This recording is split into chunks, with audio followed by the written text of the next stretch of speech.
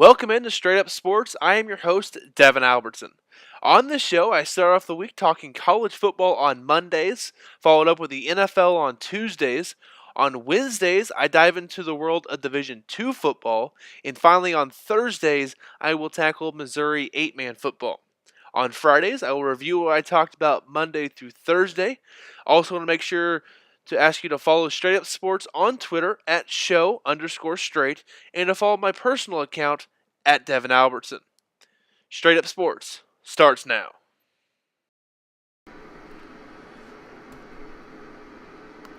And welcome into the 8-man football version of Straight Up Sports. I am your host, Devin Albertson. Hope everybody's having a good day. And it's Thursday, which means it's time for Missouri 8-man football. Don't worry, starting on Monday, I'll have our actual schedule kind of worked out here. I will have my first college football show, followed by the NFL on Tuesday.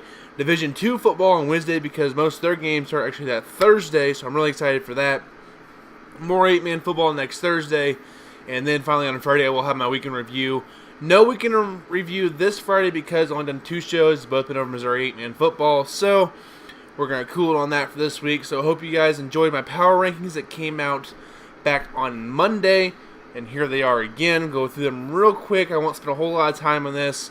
But I have Stanberry and Worth County 1 and 2, King City, North Andrew at 3 and 4, followed by Mound City, Rockport, East Atchison, Southland, Ollie Holt, Livingston, the 5-275 conference schools from 5 to 9, followed by Pattonsburg at 10. A couple teams to look out for as well will be teams like North Shelby, Norborn, Hardin Central, a couple teams like that, St. Joe Christian, who could possibly come in to the top 10. So it's kind of a couple things to look out for in the next coming weeks. But we're going to do our Week 1 preview here. I'm going to give you predictions for 12 of the 13 game and tell you which game I'll be covering this week. Hope you guys enjoyed that. As we're just going to jump right into it here. Here we are. Up first, Bramer at Stanberry. The Bobcats taking on the number 1 team in the state in my poll in the Straight Up Sports rankings, the Stanberry Bulldogs. I think Stanberry has the inside track on this one. I think they're going to win this game. I don't think it's going to be particularly close. I think Stanberry is just kind of a different class than Bramer this year, so that's why I have Stanberry winning that game right there. Up next, Chillicothe versus Oric, an interesting matchup. Chillicothe had a really good year last year. They won 6 games, got a home playoff game where they ended up losing to Osceola, and a shocker there. Oric, they're in their first year of 8-man football, been 11-man for years. The Bearcats down there finally making that transition. I'm surprised it didn't happen earlier because they've been really lacking in numbers down there at Oric. I went to a game a couple years ago when they played mid-buck, and they had, I think it was 12 guys dressed out for a playoff game. You just can't do that and be competitive. I'm glad they're down 8-man now, that maybe they can be more competitive this year. And one thing to look at with teams that are coming to 8-man playing their first game is sometimes they struggle in that first matchup. We've seen this in the past with Tarkio. Some of this also corresponds with playing really good teams your first week. When Tarkio first came down to 8-man, they played Worth County week 1. Didn't go well for the Indians. King City, when they first came down, they played North Andrew. They lost 48-0, even though they brought back 9 starters from a GRC 11-man conference champion the year before. Adjusting to the 8-man level is really tough. You saw a couple years ago, Bramer losing to Stanberry big in their 8-man opener. The game between 8-man and 11-man is really similar, but there's still some variations and some differences that make it hard to adjust right away with some of the schemes, whether it's guard eligibles and stuff like that, and the spacing, even stuff like special teams. You saw King City when their first game had a couple of punts blocked because they don't really set up right because it's a little bit different. So there's a couple things you have to get used to, but I think Oric has enough talent to win that game. So I'm actually going to take the Bearcats to win their 8-man opener against the Chillicothe Indians. A little bit of an upset there. DeKalb at Rockport. I believe KMA will have a guy here at this game. I believe it's going to be Kramer Sandstone, so give him a follow on Twitter. I don't remember his Twitter name, but I'm sure Kramer will tweet this out too, so you can follow him on Twitter. He'll be there covering that one for KMA. I expect the Rockport, number 6 in my preseason rankings, to take care of DeKalb in this one, though. Rockport big. Up next, my first ranked matchup of the week. Number 9, Southwest Livingston at number 7, East Atchison. I don't remember if this game's in Fairfax or Tarkio. I'm pretty sure it's in Fairfax, though. And I think East Atchison has the inside track for this one. I have them ranked a couple spots higher in the poll. They have a lot of talent returning from last year's squad, including their quarterback, Jake McNinney, running back Bryson Bywater, and end/defensive back, Gage McAdams. Also have Garrett Meyer, came off an injury from last year, so they're going to be really stacked this year. I like East Atchison to take care of Southwest Livingston, who does bring back Mac Anderson, who's a really good athlete for the Wildcats. I just think East Atchison's a little bit too much from the handle this year. East Atchison wins this one just like they did last year down in Ludlow. I'll be back to King City North Andrew here in a minute. Up next, number 5, Mound City at Platte Valley. I think Mound City wins this one. Dylan Mars leads the Panthers to a victory here over the Longhorns. Platte Valley still in a bit of a rebuilding phase over there in Barnard.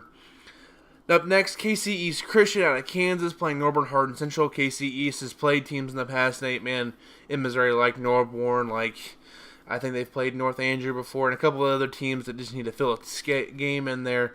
And they did okay, but they really haven't been able to get over that hump. I think Norborn Hardin Central will win this game comfortably, 4 or 5 touchdowns at least in this one for the Aggies to take control and win that game. Up next, North Shelby at Northwest Hughesville. North Shelby, one of the teams I've been kind of high on. I haven't had the cojones to put them into that top 10 yet in my power rankings, but I think they win here versus Northwest Hughesville, who did go winless last year. North Shelby running that veer offense, a little bit of triple option. Coach Bass over there at North Shelby. They're going to be able to put some points up. Still worried about their defense a little bit, but if they get that stuff figured out, they could be a fun team to watch this year. They get on the board 1-0 after week 1 there for the Raiders over in Northeast Missouri. Up next, Northwest Nottoway versus Stewartsville. They've had some fun games the past couple years combined. Really close. I think last year was like 3 or 4 overtimes. The year before that, it was a 1 touchdown game. They've been in some barn burners. I think Stewartsville wins this one comfortably this year, though. Northwest Nottoway is in their 5th coach in 5 years.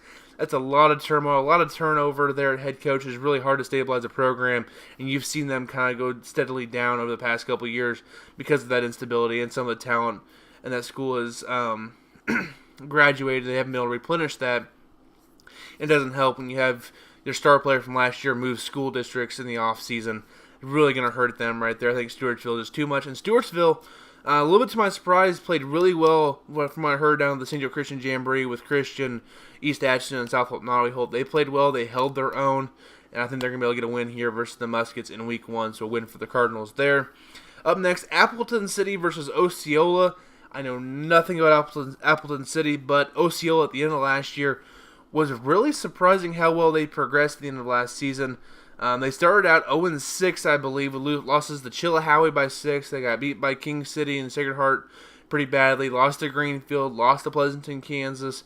But at the midway point in the year, after starting 0-5, they really turned things around. Won at Northwest Hughesville, beat the Missouri School for the Death.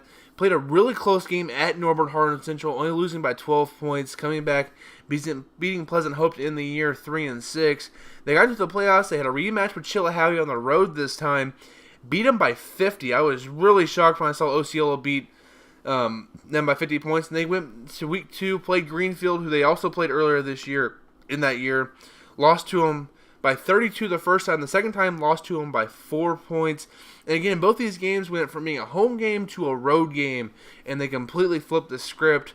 They almost knocked off Greenfield in that playoff game. I've been really... Osceola is one of those teams, it was their first year of 8-man. They started to figure the game out a little bit, and you saw them kind of work their way through it. And I think they're going to be a pretty good team this year, so watch out for the Indians of Osceola this year down south. Up next, St. Joe Christian versus Pattonsburg. This has been a game that's been dominated by Christian in the past. They've been one of the teams to really beat up on Pattonsburg over the past few years, but not last year. Last year, Pattonsburg really kind of jumped onto this scene with a 16-point win at St. Joe Christian. We hadn't seen that as the year before. They lost by 50 points to them. The year before that, another 50-point loss, and a 52-point loss the year, 62-point loss the year before. So you saw Pattonsburg really struggle versus St. Joe Christian in that week 1 game, beating them 46-30, and then going out and beating Bramer, playing tough versus North Andrew and King City and Stanberry. You saw Pattonsburg take a big step last year, barely losing to Norborn Hardin, only a 2-point loss. Didn't do well versus Worth County, but in all honesty, no one did well versus Worth County last year. Beat up on KC East, beat Albany, beat North Shelby by 40, and then lost to Livingston in the playoffs by 6. They're a team that played really well last year. and scored at least 20 points in every game they played except for the Worth County game. And they scored 20 versus North Andrew, but every game other than that, they scored at least 30 or more, including a couple of games where they scored 72 versus Bramer, 88 versus KC East, 94 versus Albany, and 70 versus North Shelby. They're a team that put some points up last year. I expect that to continue this year for Pattonsburg. They ranked 10th in my preseason poll. I think they beat St. Joe Christian week 1 and keep that winning streak up against the Lions. So I got the Panthers of Pattonsburg beating St. Joe Christian. Up next, my second game on top here, the top 10. Number 8, South Hope Nottoway Holt at number 2, Worth County. Last year, this game was in Graham. Didn't go well for the Spartans. Worth County started their their stroll to the 8-man title last year as they dominated everybody. Worth County graduated a lot of seniors who were very, very good football players. 2 of them are playing Division II football now for a reason. They were very talented last year.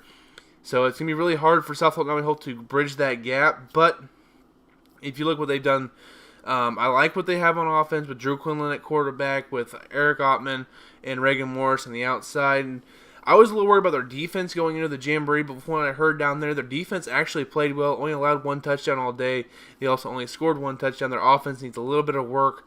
I think Worth County can take advantage of that. I think the Tigers win this game, but South Hope Nottoway Holt can stick around for a quarter or two and keep it close until Worth County eventually pulls away at the end. And then nextly, Vertivus Christian out of Kansas versus at Albany. Know nothing about Christian here, but Albany, they're well coached.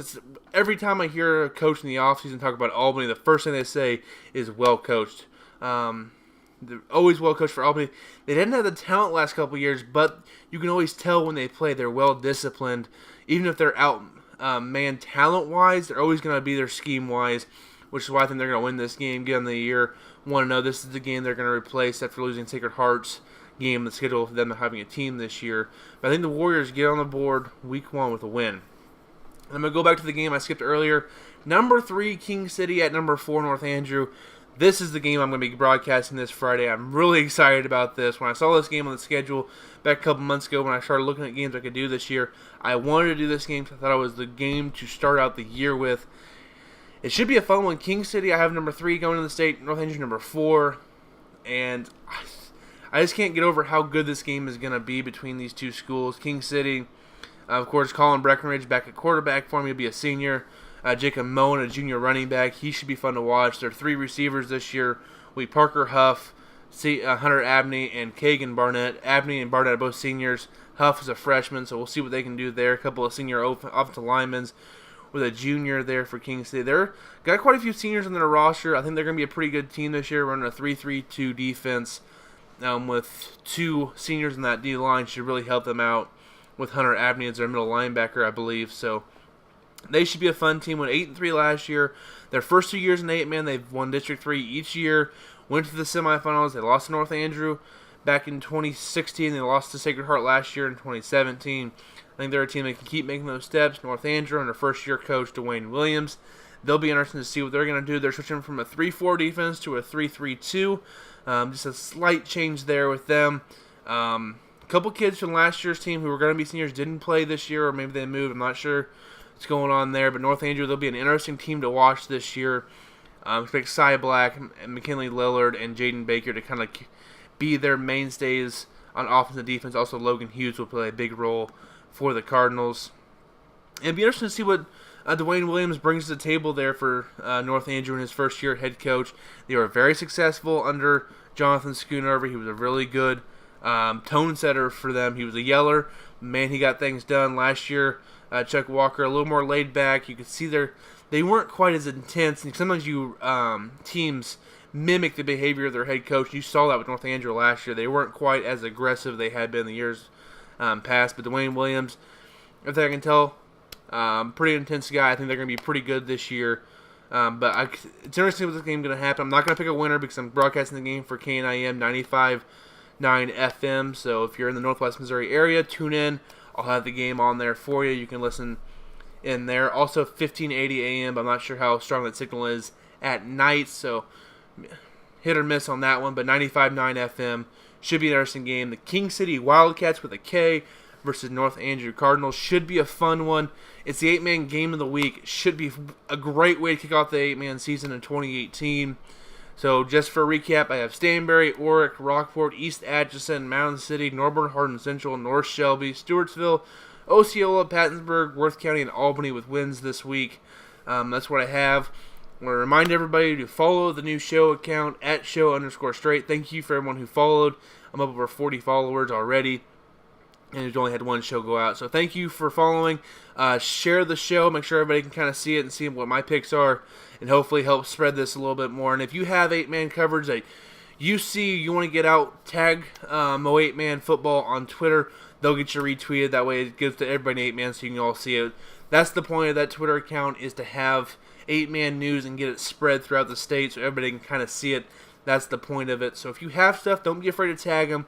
We'll see it. We'll share it out. Make sure you get on Friday if you want to tag the show. It'd be great. We can retweet scores. And that's one of the big things on Friday nights, so you can kind of see where everybody's at in the state, is by seeing the scores and how everybody does. Good luck to all the kids playing on Friday. Good luck to all the coaches. Safe travels to wherever you're traveling to. If you have a long road trip, fuel up, get there safely, get home safely. Hopefully everybody's injury-free after this week. Hate to see kids get injured. See you back on Monday. We'll have the college football show, followed by NFL on Tuesday, D2 on Wednesday. More 8-man next Thursday, and a weekly review show next Friday. That's all I got for you. Make sure you follow show_straight for Straight Up Sports, at Mo8Man Football for 8-man football, and at my account at Devin Albertson. So that's all I got. I'll be in North Andrew school this Friday to cover North Andrew King City. So that's all I got for you. If you ever want to talk 8-man football or anything else in sports, definitely hit me up. I am free to talk pretty much any time on Twitter at Devin Albertson. I'll get back to you as soon as I can. So thank you for watching this week's show. Hope you guys keep watching throughout the year, and I will see you next week on Straight Up Sports with Devin Albertson.